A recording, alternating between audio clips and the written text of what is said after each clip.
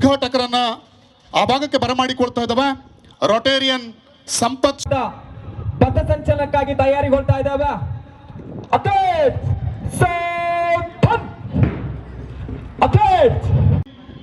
District chairman zonal learning facilitation Sukumar Shetty ಅವರು, ನಮ್ಮ ವಿದ್ಯಾರ್ಥಿ ಇವತ್ತಿನ ಕುಮಾರ್ ಶೆಟ್ಟಿ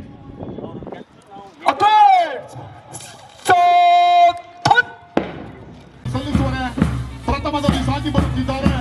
1997ರಲ್ಲಿ ಸ್ಥಾಪಿತಗೊಂಡು ಹಬ್ಬವನ್ನು ಆಚರಿಸಿಕೊಂಡ ವಲಯ 1 ಮತ್ತು ರೋಟರಿ ಜಿಲ್ಲೆ ನಲ್ಲಿ ತನ್ನ ಸ್ನೇಹಿತರ ಕಡೆಯಿಂದ ಈ ಜಿಲ್ಲೆಗೆ ಅತ್ಯಂತ ಚಿರಪರಿಚಯವಾದ ವಿಶೇಷ ಕ್ಲಬ್ ರೋಟರಿ ಕ್ಲಬ್ ಕುಂದಾಪುರ ಬಿಟ್ಟು ಬಳಿಕದಲ್ಲಿ ಸಾಗಿ ಬರುತ್ತಿದ್ದಾರೆ. ಗ್ರಾಮೀಣ ಮಟ್ಟದಲ್ಲಿ ಉತ್ಸಾಹಿ ಸದಸ್ಯರನ್ನು ಹೊಂದಿ ಈಗಾಗಲೇ ಒಂದು ಡಿಸ್ಟ್ರಿಕ್ಟ್ ಗವರ್ನರ್ ಅನ್ನು ನೀಡಿದ ಹೆಗ್ಗಳಿಕೆಗೆ ಪಾತ್ರವಾದ ರೋಟರಿ ಕ್ಲಬ್ ಬೈಂದೂರು ಆ ಬಳಿಕದಲ್ಲಿ 2018-19ರಲ್ಲಿ ಸ್ಥಾಪಿತವಾಗಿ ಕುಂದಾಪುರ ವಲಯ 1ರ ಅತ್ಯಂತ ಕಿರಿಯ ಕ್ಲಬ್ ಆಗಿ ಬಹಳ ಲವಲವಿಕೆ ಸದಸ್ಯರನ್ನು ಹೊಂದಿದ rotary club Kundapur riverside ಅವರನ್ನು ಅನುಸರಿಸಿಕೊಂಡು ಸಾಗಿ ಬರುತ್ತಿರುವ ಕುಂದಾಪುರದ ರೋಟರಿ ಹಿರಿಯಣ್ಣನಾದ ರೋಟರಿ ಕ್ಲಬ್ ಕುಂದಾಪುರ, ಪ್ರಸಿದ್ಧಿಯಾದಂತಹ ರೋಟರಿ ಕ್ಲಬ್ ಗಂಗೊಳ್ಳಿ, ಈ ಎಲ್ಲ ಕ್ಲಬ್ಗಳ ಸದಸ್ಯರು ತಮ್ಮ ಪಾಲಿನ 5 ಇದರ ಕ್ರೀಡಾ ಧ್ವಜಾರೋಹಣ ರೋಟೇರಿಯನ್ ಐ ನಾರಾಯಣ ಇವರ ಅಮೃತ ಹಸ್ತದ ಮುಖಾಂತರವಾಗಿ ಎತ್ತರಕ್ಕೆ ಸಾಗಿ ಬರ್ತಾ ಇದೆ. ನಮ್ಮ ಕಾರ್ಯಕ್ರಮದ ಉದ್ಘಾಟಕರಾಗಿರುವಂತಹ ಶ್ರೀಯುತ Sampath Shetty, managing director Shri Krishna Prasad group private limited Vandse, ಇವರ ಅಮೃತ ಹಸ್ತವನ್ನು ಸ್ಪರ್ಶಿಸಿಕೊಳ್ಳಲಿಕ್ಕಿದೆ ಕ್ರೀಡಾ ಜ್ಯೋತಿ. ಆ ಮೂಲಕವಾಗಿ ಸಮನ್ವಿತ 2025 ಉದ್ಘಾಟನೆಗೊಳ್ಳಲಿಕ್ಕಿದೆ.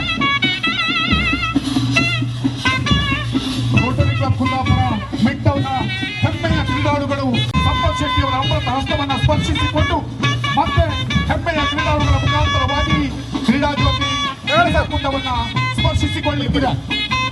1936ರಲ್ಲಿ ಗಾಲ್ಡಾಯಂನಿಂದ ಆರಂಭಗೊಂಡಂತಹ ಕ್ರೀಡಾ ಜ್ಯೋತಿ ಒಲಿಂಪಿಕ್ ಕ್ರೀಡಾಕೂಟಗಳಲ್ಲಿ ಇಂದಿಗೂ ಕೂಡ ಉದ್ಘಾಟಕರಾಗಿರುವಂತಹ ರೋಟೇರಿಯನ್ ಸಂಪತ್ ಶೆಟ್ಟಿ ಅವರ ಅಮೃತ ಹಸ್ತದ ಸ್ಪರ್ಶವನ್ನು ಕಂಡುಕೊಂಡ ಕ್ರೀಡಾ ಜ್ಯೋತಿ ಕ್ರೀಡಾ ಕ್ಷೇತ್ರಕ್ಕೆ ಸಾಗಿ ಬರ್ತಾ ಇದೆ.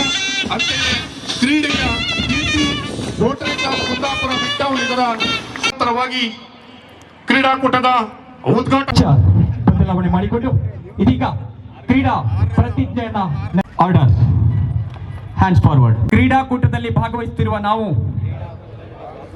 ಕ್ರೀಡಾ ನಿಯಮಗಳಿಗೆ ಅನುಗುಣವಾಗಿ ತೀರ್ಪುಗಾರರ ತೀರ್ಪಿಗೆ ಬದ್ಧರಾಗಿ ಕ್ರೀಡೆಯ ಹಾಗೂ ರೋಟರಿಯ ಹಿರಿಮೆಯನ್ನ ಎತ್ತರಿಸುವೆವು ಎಂದು ಈ ಮೂಲಕ ಪ್ರತಿಜ್ಞೆ ಮಾಡುತ್ತಿದ್ದೇವೆ. Hands down.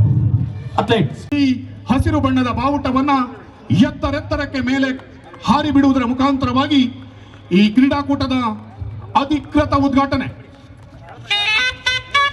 ಎಲ್ಲ ಗಣ್ಯರನ್ನು ಒಳಗೂಡಿಕೊಂಡು ಬಲೂನ್ಗಳನ್ನು ಹಾರಿ ಬಿಡುವುದರ ಮುಖಾಂತರವಾಗಿ ಮತ್ತೊಮ್ಮೆ ಎಲ್ಲ ಗಣ್ಯರಿಗೆ ವಂದಿಸಿಕೊಂಡು ವೇದಿಕೆಯ ಇದೀಗ ಎಲ್ಲರೂ ಕೂಡ ಪ್ರಾರ್ಥನೆಯನ್ನ ನೆರವೇರಿಸಿ ಉತ್ಸಾಹವನ್ನು ನೋಡಿದಾಗ ನನಗೊಂದು ಚಿಕ್ಕ ಕತೆ ನೆನಪಾಗತ್ತೆ ಬಂಧುಗಳೇ.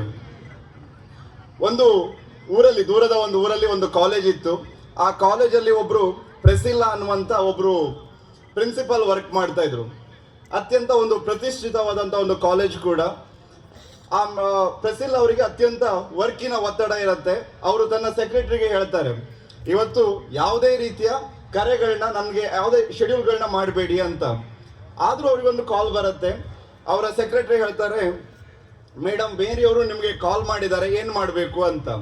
ಇವರು ಕನೆಕ್ಟ್ ಮಾಡಿ ಅಂತ ಹೇಳ್ತಾರೆ.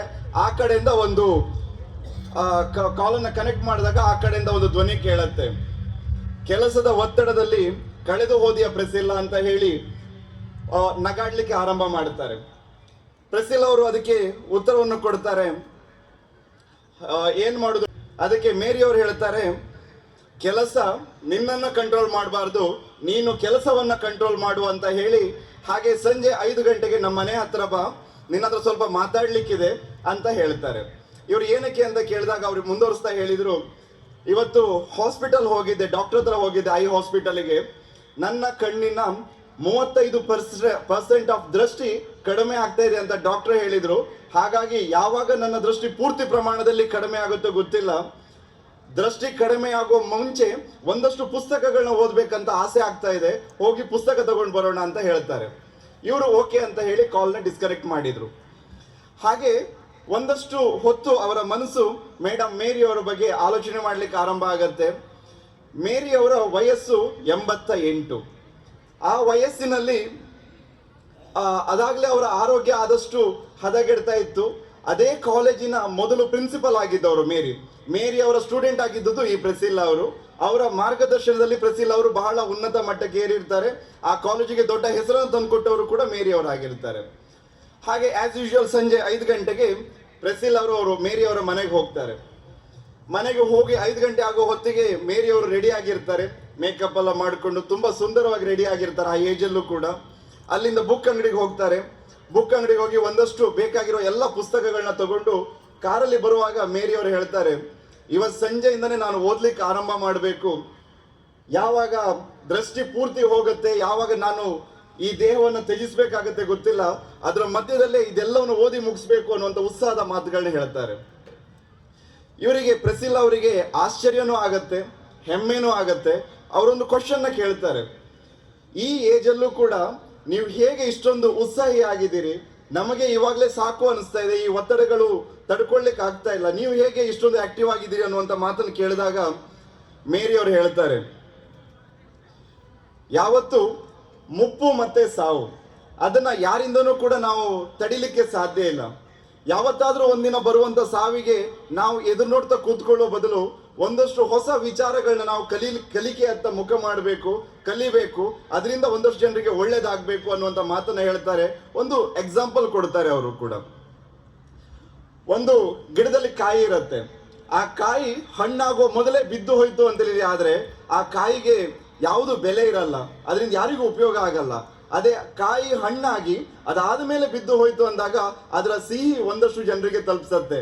ಅದೇ ರೀತಿಯಲ್ಲಿ ನಮ್ಮ ಜೀವನ ಕೂಡ ಹಾಗೆ ಆಗಬೇಕು, ನಮ್ಮ ಜೀವನವು ಕೂಡ ಸಿಹಿಯನ್ನು ಕೊಡುವಂಥದ್ದಾಗಬೇಕು, ಒಂದಷ್ಟು ಜನರಿಗೆ ಅದರಿಂದ ಒಳ್ಳೇದಾಗಬೇಕು, ಅಂತ ಜೀವನವನ್ನು ನಾವೆಲ್ಲರೂ ಕೂಡ ಬದುಕಬೇಕು ಅನ್ನುವಂಥ ಮೆಸೇಜನ್ನು ಅವರು ಪಾಸ್ ಮಾಡ್ತಾರೆ.